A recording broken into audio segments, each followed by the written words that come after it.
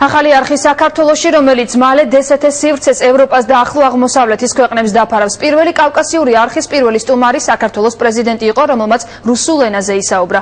უკვე მომზადებულია რამდენიმე გადაცემა პირდაპირ ეთერში, მაყურებელი დღეში 4-ჯერ ახალ ამბებსაც შეიტყობს. მაუწყებლობა რუსულ ენაზე იქნება.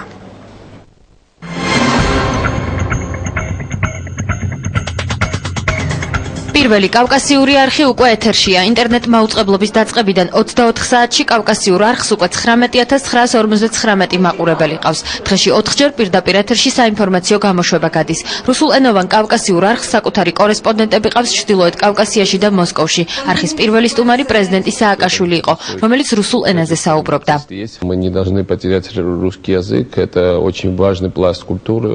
პირველ კავკასიურ არხზე პრეზიდენტის ამ გამოსვლას უკვე მოჰყვა მსოფლიო მედიის გამოხმაურება. პრეზიდენტის გამოსვლით BBC, Euronews, Interfax და ყველა რუსული გამოცემა დაინტერესდა.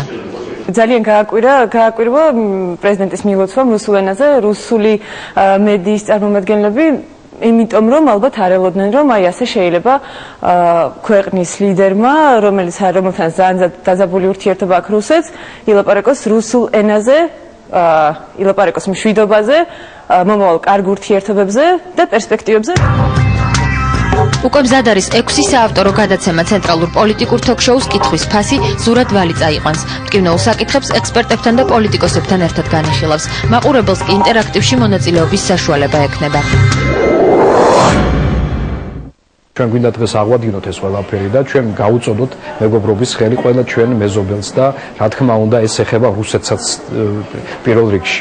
აქედან გამომდინარე ჩვენი არხის პოლიტიკა იქნება ძალიან კეთილმეზობლური.